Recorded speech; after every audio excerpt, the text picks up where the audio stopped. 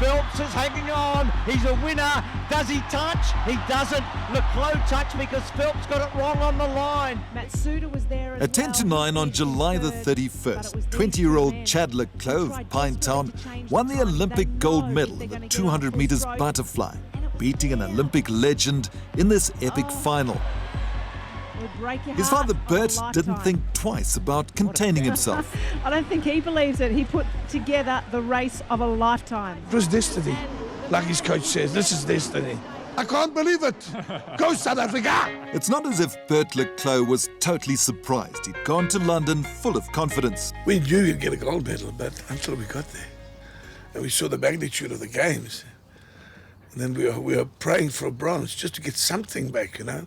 From the Olympic pool in London to a huge welcome at King Shaka International to suburban Pinetown. And this is where we're going to spend the day with Chad and his family. Chad, how are you doing, huh? Good, thanks. How are you doing? Excellent. The house was already busy, bustling around with coffee and toasted cheese. Chad's mother, Geraldine, was the consummate host. The media invasion didn't seem to worry her. You know, we had a bit of a preparation with the 2010 Commonwealth. There was also a total invasion. That was new to us. I think it's got a little bit better, you know, and we want to entertain everybody, so no, it's fine, it's good. Geraldine may not have achieved the celebrity status of her husband, but she was sitting alongside Bert in London.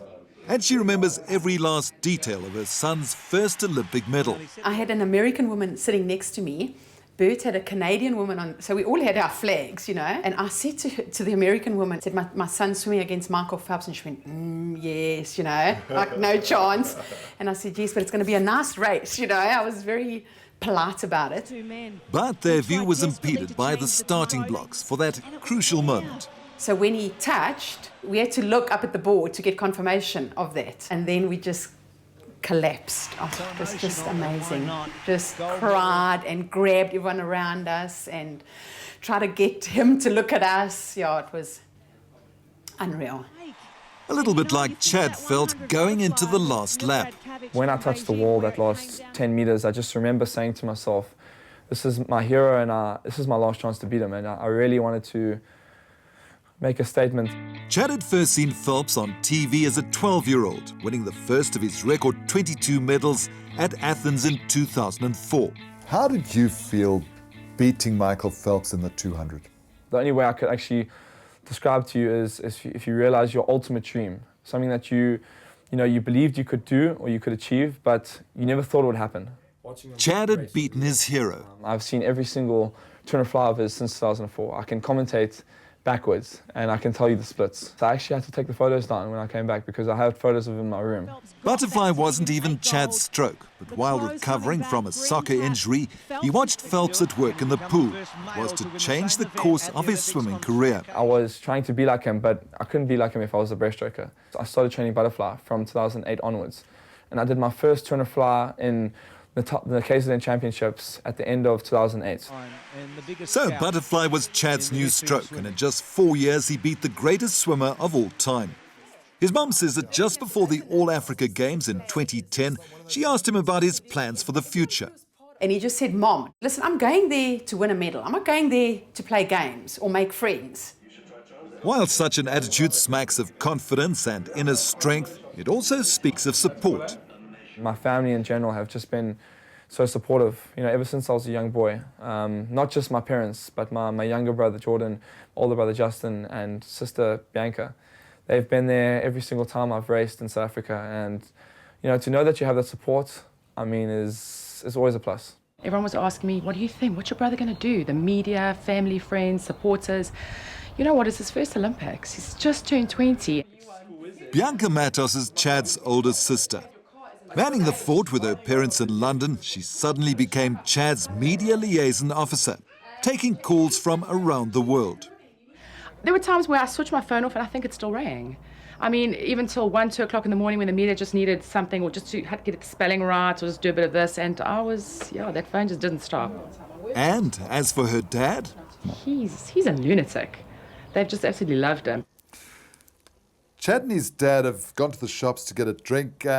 We've been left with a gold medal. But what strikes me is to get one of these, you've got to spend a lot of time in the pool. Pinetown's Lahi Park Municipal Pool is where Chad has put in the hard lengths under coach Graham Hill since the tender age of 9. He says Chad showed at 15 that he had what it takes to make the step up to the big league, and the win was always on the cards. But I was quietly confident that he could be up there with Michael and take him on and possibly beat him. Graham says he didn't want to voice his feelings at the time, but that Chad had improved tremendously over the past year, demonstrating the speed and skills needed to win the World Cup series. He said the real work had started 3 years ago. This is years in making, years. We discussed this in Australia when he was 14. And Graham, the coach, said, 2012. We had trained really hard, we had prepared ourselves well. So I think that came and had a calming effect on Chad. I still remember him saying, before the race, he said, gee, Graham, I'm so relaxed. I said, that's good. You're relaxed because you're confident. You know you've done the work.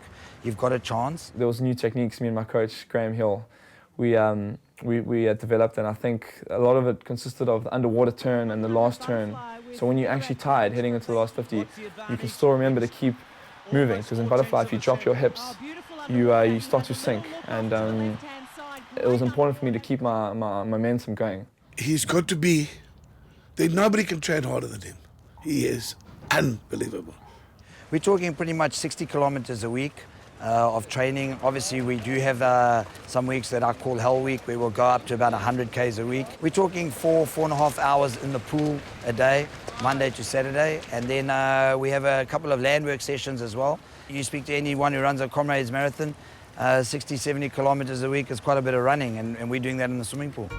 It was in this very pool that Chad started his swimming career with the Seagulls Club. And it was also here that he met the woman who was to change his life in an aquatic sense.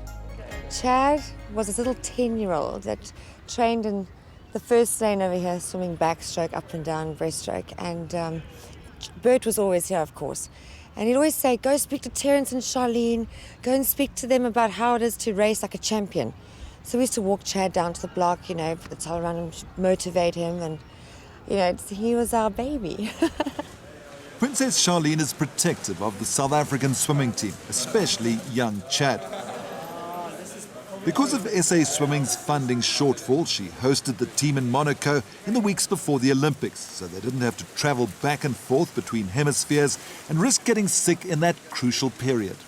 I said, I'll do whatever it takes. I'll take them on, look after them so they're in the best mental, physical, emotional state before they go into the games. Through her foundation, Princess Charlene is helping South African swimming, with the upgrading of Lahi Park one of her priorities. In Monaco, the princess spent lots of time with the team while training. They were hungry. They could see it in their eyes. These boys meant business. They're like, got to get back to the hotel, we've got to rest. When we hit Monaco 2 weeks before the Olympics started, we fell away from all that added pressures, so to speak, and I think that definitely helped me. I overheard him having an interview with CBS, and he said, oh, well, you're the swimmer from the star swimmer from South Africa, and you say that you're going to come and beat Michael Phelps. He said, well, I really hope that they're on good form that day, because it would be a pleasure beating someone when they're at their best. By the time Chad swam at Olympic Park, the pace had already been set by Cameron van der Berg, with South Africa's first ever individual gold for men. And we just told him, swim it like you swam in the heat, you're going to smoke it. He got out there and just showed them. A performance backed up by Chad's gold and silver. But as with Cameron, the success doesn't seem to have gone to his head. Do you think you're going to change, Chad? I don't think my dad will let me. He's always been there to keep me firmly on the ground. But maybe it's Father Bert, with his newfound media fame, that Chad should really worry about. How are you handling all this attention, Bert? It's unbelievable. I know I keep saying that word, but it is. We are just normal people. We're this little house, South African guy, you know what I mean? South Africa achieved 5th place in the medals count for swimming at the Games. Whether due to a rare coach like Graham Hill or suitable role models, we once again performed in the pool. Now we have to wait for this year's crop of youngsters, motivated by Chad Clos, just as he was by Michael Phelps and our own local heroes. Bert is meanwhile expecting big things from his son. Well, Chad's future is huge. But when he got out the pool, I might add, he said, well, we've got to go for 2016 now. I mean, these guys are, I said, very simple, no ego, absolutely fantastic, and I think you ain't seen nothing yet.